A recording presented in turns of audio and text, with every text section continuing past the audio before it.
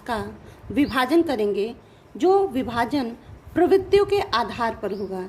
इसमें हिंदी साहित्य पद्य साहित्य के इतिहास को 4 भागों में बांटा गया है। 4 भागों में बांटा गया है।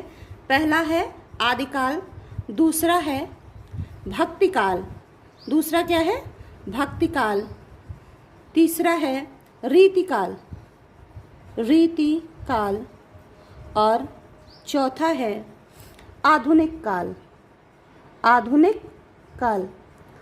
इसकी समय सीमा अलग अलग विद्वानों द्वारा अलग अलग बताई गई है, किंतु हम सर्वमान एक निश्चित जो समय सीमा आचार्य रामचंद्र शुक्ल द्वारा तय की गई उसके बारे में आपको बताएंगे। समय सीमा है सन 743 ईस्वी से 1343 ईस्वी तक।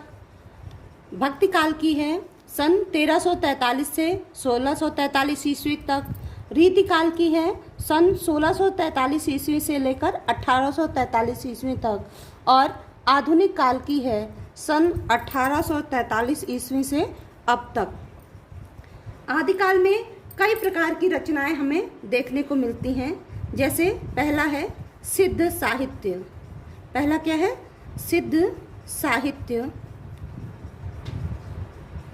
दूसरा इसी क्रम में है जैन साहित्य, जैन साहित्य। तीसरा है नाथ साहित्य। चौथा है रासो साहित्य। और पांचवा है लौकिक साहित्य। पांचवा क्या है लौकिक साहित्य। इसके विषय में हम अगले वीडियो में पूरा विस्तार से चर्चा करेंगे। भक्ति काल में 2 प्रकार की धाराएं हुई। पहली तो निर्गुण भक्ति धारा। क्या हुई निर्गुण भक्ति धारा। और दूसरी थी सगुण भक्ति धारा। दूसरी क्या थी सगुण भक्ति धारा। इसमें जो पहली धारा थी निर्गुण भक्ति धारा, उसमें जो कवि थे उन्होंने ईश्वर को निर्गुण रूप में उपासना की, जबकि सगुण भक्ति धारा में ईश्वर के सगुण रूप की उपासना की गई, जिसके कारण निर्गुण भक्ति धारा 2 मार्गों में विभक्त हो गई। पहली थी ज्ञान मार्गी शाखा। क्या थी ज्ञान मार्गी शाखा। और दूसरी थी प्रेम मार्गी शाखा। पहली थी ज्ञान मार्गी शाखा और दूसरी प्रेम मार्गी शाखा। ज्ञान मार्गी शाखा के जो प्रमुख कवि थे उनमें कबीर दास जी का नाम सबसे ज़्यादा लिया जाता है। किसका कबीर दास जी का नाम सबसे ज़्यादा प्रसिद्ध है। जबकि प्रेम मार्गी शाखा में जायसी जी का नाम लिया जाता है। कबीरदास की रचना जो है एकमात्र बीजक है जायसी जी की, जबकि पद्मावट, अखरावट और आखिरी कलाम है। सगुण भक्ति धारा में पहला जो विभाग है वह है राम भक्ति शाखा। राम भक्ति शाखा। इसके प्रमुख जो रचना कवि हैं वह तुलसीदास, केशवदास, तुलसीदास और केशवदास जी का नाम लिया जाता है।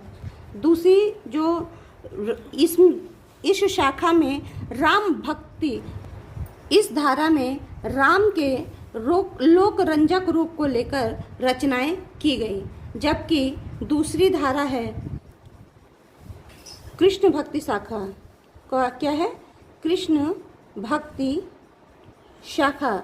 इसमें कृष्ण के स्वरूप का प्रारंभ से लेकर अंत तक का वर्णन विभिन्न प्रकार के कवियों द्वारा किया गया, जिसमें सबसे प्रसिद्ध जो कवि हैं वह सूरदास जी माने जाते हैं। कौन माने जाते हैं सूरदास जी। इसके अतिरिक्त अष्टछाप के कवियों का भी नाम इसमें महत्वपूर्ण आता है। सूरदास जी अष्टछाप के कवि, ये 8 कवियों का समूह है। जो युग है वह है रीतिकाल। रीतिकाल का समय 1643 ईस्वी से 1843 ईस्वी माना जाता है। इसमें पहली जो शाखा है वह है रीतिबद्ध। रीतिबद्ध के प्रमुख कवि केशव दास जी माने जाते हैं। इसमें जो अन्य कवि हैं भूषण देव, मतीराम आदि, तो उन्होंने क्या किया, एक रीति मतलब एक रस छंद अलंकार इस चीज़ से संबंधित रचनाओं को। दूसरा है रीति सिद्ध। रीति सिद्ध में बिहारी जी का नाम सबसे प्रमुख है। एकमात्र जो कवि इसमें माने जाते हैं वह बिहारी हैं। जबकि रीति मुक्त काव्य में घनानंद, बोधा, आलम ये सारे कवि माने जाते हैं। 1843 ईस्वी से लेकर आज तक का है, जिसमें भारतेंदु युग, पहला भारतेंदु युग है। इसमें भारतेंदु हरिश्चंद्र और श्रीधर पाठक आदि कवि महत्वपूर्ण हैं। दूसरा है द्विवेदी युग। द्विवेदी युग में मैथिली शरण गुप्त जिनकी रचना है साकेत, और दूसरे कवियों में प्रसिद्ध हैं अयोध्या सिंह उपाध्याय, हरिऔध इनका उपनाम है।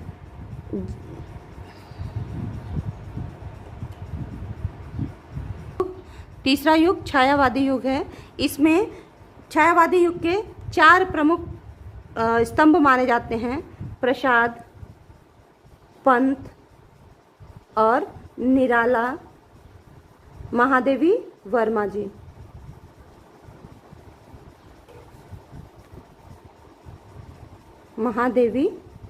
जी। यह प्रमुख कवियों में इनका स्थान है। अगला है प्रगतिवादी युग। प्रगतिवादी युग में दिनकर जी, रामधारी सिंह दिनकर जी का नाम सबसे प्रमुख आता है। रामधारी सिंह दिनकर, जिन्होंने उर्वशी की रचना की थी, और शिव मंगल सिंह सुमन, इनको हम सुमन उपनाम से भी जाना जाता है। अगला है प्रयोगवाद या नई कविता का युग। प्रयोगवाद और नई कविता के प्रवर्तक के रूप में सबसे प्रमुख जो लेखक हैं वो हैं अज्ञेय, मुक्तिबोध, भवानी प्रसाद मिश्र आदि। Thanks for watching. Thank you. Please like, subscribe and share my channel.